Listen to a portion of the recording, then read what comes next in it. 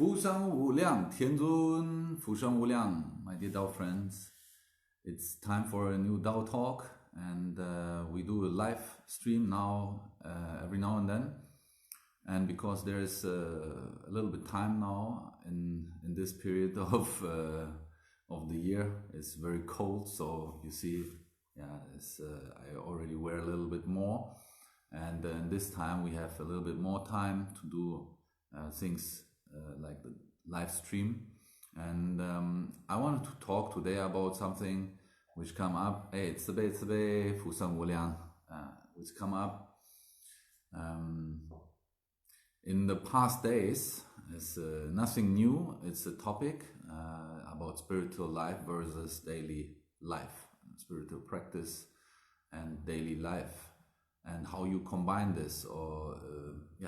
This is a thing. And the reason why I do this topic today is a very simple one. I was contacted by some random person. Basically, they sent me a message about complaining about some monk, Buddhist monk, and Buddhist monks are also just normal people. And here's the thing: a spiritual practitioner in this world, in this life, is a human being with human emotions, a very ordinary person. Spiritual practitioner doesn't mean they are gods living on earth. Who claim that? Well, living in a dream world. So until we ascend to heaven, we are just normal human beings, maybe with a little bit of wisdom, maybe with some skills, more or less. But people who are not understanding that a spiritual practitioner is also a human being, easily misunderstand. A lot of things. So I got contacted. First of all, it's a very funny thing. I was contacted by this person, random person, never spoke to me, but they probably want to complain, and they sent this message to everybody about one monk in some country, I don't know, Indonesia, some Southeast Asian country. I didn't really look into this message because it's kind of ridiculous.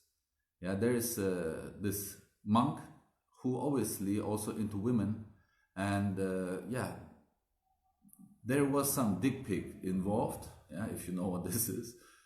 Well, I don't mind at all that they send me this message, no problem. But the problem here is that this person is complaining about somebody else's life. I didn't read this because I couldn't read what they write. It's probably some language from their country. And but the fact that they send it to me is just a way of complaining. And it's not the first time I hear this, and not the first time people complain about this kind of topic or this kind of problems. In a moment I tell another story which is even bigger and more kind of a thing in the Daoist world. So this Buddhist monk want to get together with some girl or do something, and people disagree with that because he is a monk. He cannot do this and that. He cannot get a woman or be married. What the hell is wrong with these people? Everybody who falls in love or wants to get together with somebody, okay, why not? Even if they are monks, do you think it makes them not a monk anymore? That's ridiculous to say, or to complain about that a monk wants to have a family and live a normal life. That's a ridiculous thing to say. Spiritual practice has nothing to do with being a monk, being in a temple, or something like this. Everyone in the world has the right to do whatever they like. Other people complain about, and judge people. And this is the main problem here. They judge people for what they do. Instead of caring about what their own life is about, they care more about what other people do wrong and judge them. They don't see their own problems, they only see what other people do. And here's a really simple solution. Don't mind other people. Just take care about yourself. And this is a very simple thing, right? Fu Sheng Wu Liang for everybody joining us today. I just have this this little topic today about spiritual practice in daily life. Also, Daoist monks, Daoist practitioner, Daoist living in the temple, they also have the right to find a family, fall in love, and such things. If people really seriously believe that they don't have the right, then sorry, what's wrong with them? What's wrong with you guys if you think that way? Okay. There's another big thing going on in China, and recently there was a big discussion about this one guy. I don't name names, but there's this one guy who since 10 years is very famous for his public. He's like a Daoist practitioner as well, and he just tried to blackmail some high title or high position Daoist priest, also in big temples and also from China and such things. I don't need to name any names, but there was the same thing. This one monk, this one Daoist monk, he hooked up, sorry to say it, but you understand that he wanted to have an affair with a woman. Okay, that's an ordinary person. He's a monk living in the temple, but why not having the right to have something with a woman? That's not making his spiritual practice less good. And this is the point, you know. If you have emotions, you are a human being. That makes you a human being. What we want is to balance these kind of emotions, to not control. You don't want to control yourself, because then you have a desire and you want to against this. Maybe it's a little bit like those vegan or vegetarian people who eat vegan burger. If you want to eat a burger, then go to a burger place and eat a burger. It's very simple. Don't lie to yourself because you just want to have the taste of meat to eat fake meat.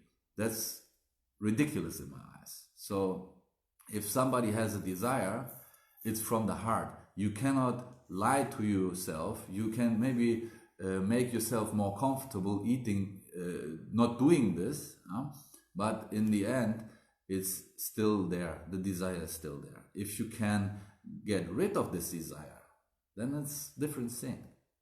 And people force themselves not to have sexual desires. They still have it. And they have dreams about it. They see a beautiful woman. They keep thinking about having sex with them.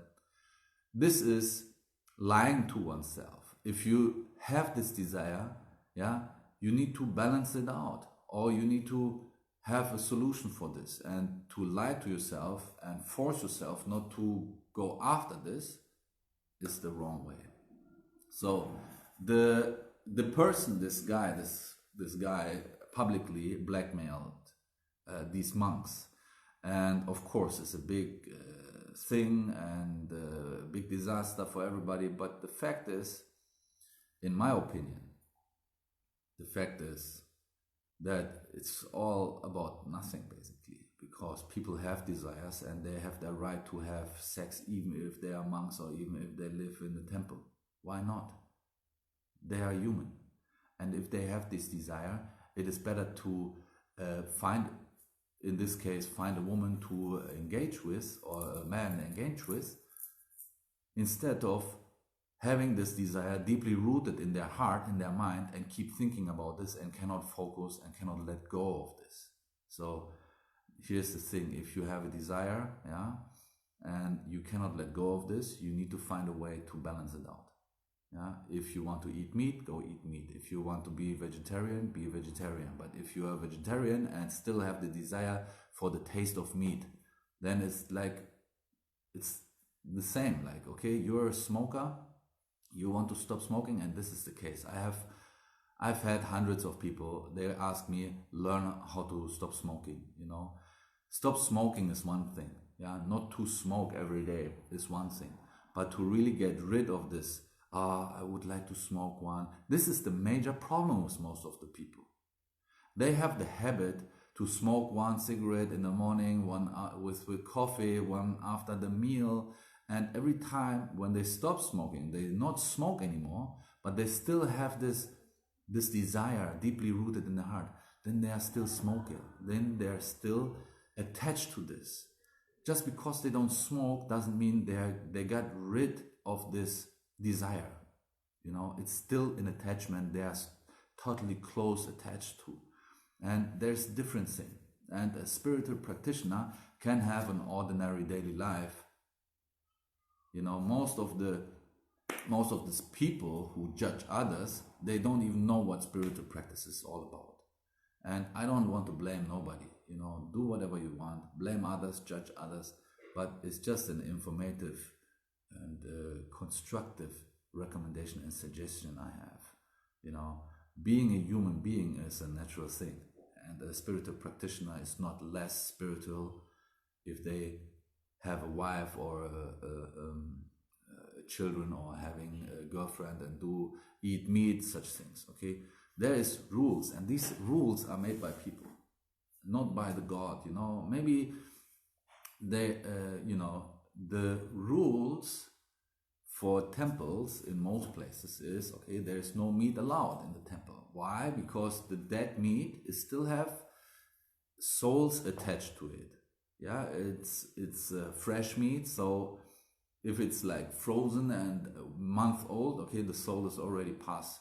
But if it's like fresh meat, the soul is still attached to it, and they don't want any souls around, like homeless souls, let's call it this way, around the temple, because it's only leads to problems.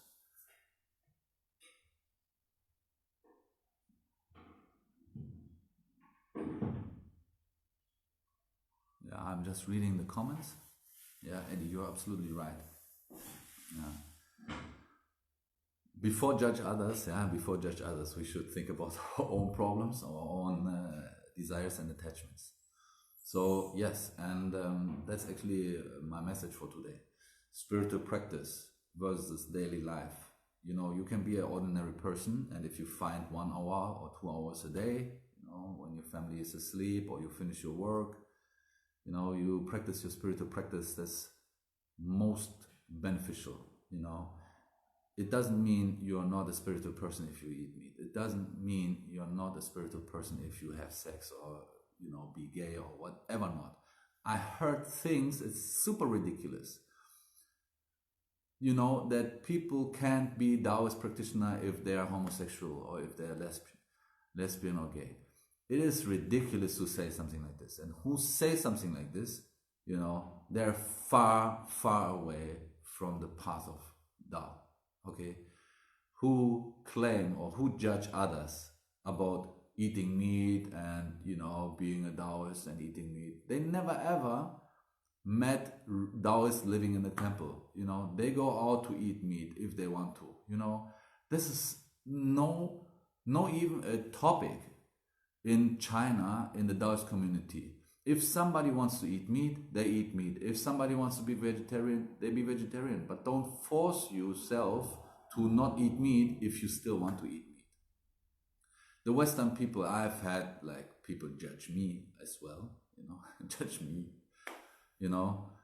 Everybody, a lot of people judge me, and a lot of people, they don't like what I do for the reason that I am really in the community, also in China, and I know a lot, and I know what's authentic and what's not. And my brothers and sisters, you know, they mostly not eat meat in the temple. I've been also occasionally there when they cook in their rooms, also some jiaozi where is meat inside. I would never judge them. Who am I to judge anyone? Okay, I would never judge anybody for doing what they want, you know. And if a Daoist monk or if a Buddhist monk sent some dick pics to some woman because, you know, they like them or something, if it's sexual harassment in some places in the world, but it's also not in other people's right to judge anybody, you know. And if people get in contact with this kind of things, yeah, well, you can find your own solution. It's a topic, it's a topic for many people. And yeah, today I just want to give my 2 sentences to this.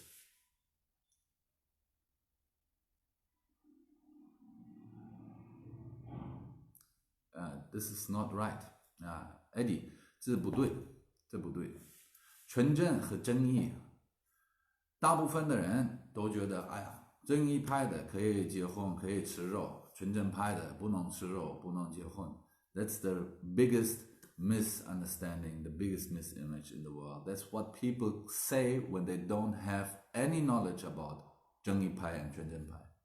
I know great masters, and they are super famous. I don't name names, that's their private thing. They have kids, they are family, they eat meat when they're not in the temple. That's no big deal. They are alcohol, they drink alcohol, they smoke. What's the deal? What's the problem with this? Zhengyi Pai also have monks living in the temple. They are not married, they don't eat meat. So what's the mix-up? It's all the same. There are rules for schools, for lineages. Okay, there's lineages, they don't eat this kind of fish, they don't eat this kind of meat, they don't eat or they don't offer this kind of fruits to the deities. But other lineages, they do offer fruits and they do eat this kind of things. It is rules from lineage to lineage differ. Okay, in general, Chunjin Pai, yeah, they practice Neigong, they practice Neidan. This is only a general thing. And if you practice Neidan to preserve your essence, you should stop having sex. Yeah, you should not control, sorry I say this, you should balance your emotions. Yeah, but there's also Chunjin masters, yeah, they practice with their wives and they have high enlightenments because they exchange, within this act, within the sexual act. And this doesn't make them not Chunjin Daoist masters, who say this kind of things, who say Chunjin people or Chunjin masters, Chunjin Daoists cannot marry, cannot eat meat. They're wrong, This absolutely without fundamental knowledge, without real experience within this lineage. In my experience, there's no big difference. There's just rules from lineage to lineage. Okay, there's a temple, and in the temple you don't eat meat, but the monks, the Daoists, they go out to eat meat and drink alcohol, have sex also with prostitutes. It doesn't really matter, as long as they still practice their spiritual practices. It doesn't make them bad people if they do something like this, which is a very obvious thing for me, for people in this community, but for most people in the West, I have to say, there's this misimage they have from books, from people without experience, talking on YouTube, saying things all day long, but they don't have the experience, they don't have the knowledge, they don't know anybody basically in this community. So I'm reading a few more comments. Yeah. Okay. One thing is very important. There is of course certain actions, certain activities, let's say sexual or eating meat. Yeah, they can be counterproductive for Neidangung. That's why the idea of Chunjin Daoists cannot eat meat, cannot have a family or have sex, is in the head of the people.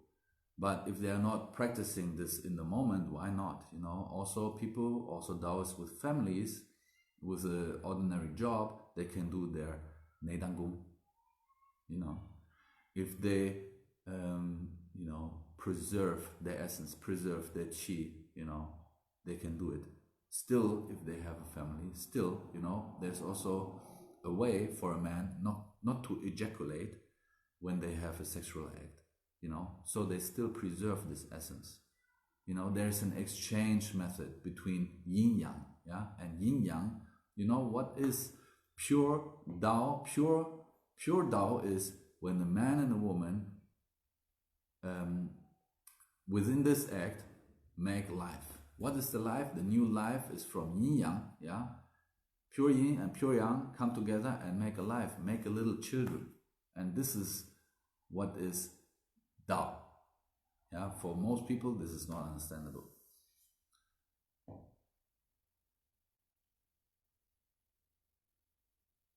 Yeah, okay, Eddie gives some very, very good comments here.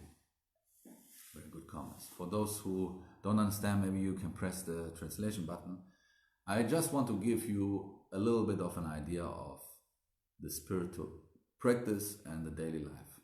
As a spiritual practitioner, also I count myself as a spiritual practitioner. You know, I can still do my daily work. I can go work in the factory. I can do whatever I need to do. But when it's time for my practice, it's time for my practice. Then I will focus on my practice. And this is a daily thing. And when I have done, when the job is done, you know, then I have time for my practice. But I have responsibilities also. If you have a family, if you have children, you have responsibilities. And this is important.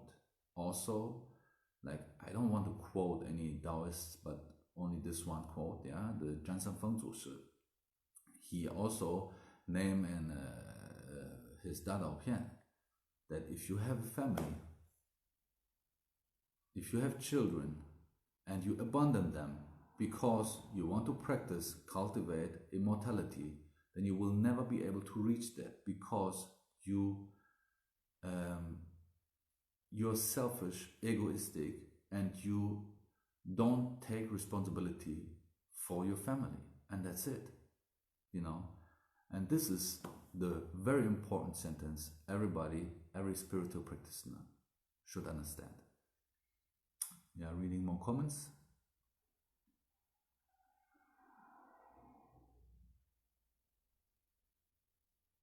对，宇宙 yeah, we have the 宇宙 is the universe. We have a universe within us. We have a universe outside of us. Yeah, there's the microcosmic, and the macrocosmic. Yeah? There's yin yang in everything. We live, if you want to use scientific terms, we live in a duality, a dual world. Yeah? There's sun and moon. There's day and night. There's inhale and exhale. There's, you know, being awake and fall asleep. And these are all parts of the same universe. There's inhale, exhale. There's expansion and there's compression. Yeah. So the yin-yang exchange is just a very natural thing. And many Daoists, also hermits, you know, they experience in their highest state still desires to have family, and which makes them understand they waste many years. I've spoken to one very famous hermit, and he gave me a lot of knowledge about this. So talking a lot about these kind of things, it's just the message of today's little Dao Talk, which expands already the time I had planned. At 3:30 European time today, 3:30 p.m., we are going to make another Zoom lecture on Daoist practice. And yeah, yesterday we had a few issues with the links. So today you can find the link. You can just join us on the Zoom lecture at 3:30 Berlin time, Middle European time. I don't know what time it is in your place, but you're mostly welcome. Join us. It's a free class for everybody to join. Now, also, if you have questions, we can answer some questions there.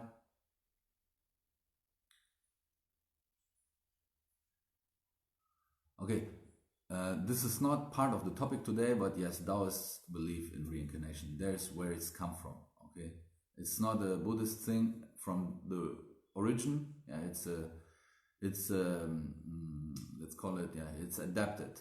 The Buddhists in China, yeah, there's Chanjiao, as Chan Buddhism, adapted a lot of things from Chinese Daoists. Okay, also Fulu, the talisman, such things. Okay. So again, back to the invite. I invite everybody to join us in the Zoom lecture, and we talk about Daoist practice and also scripture practice.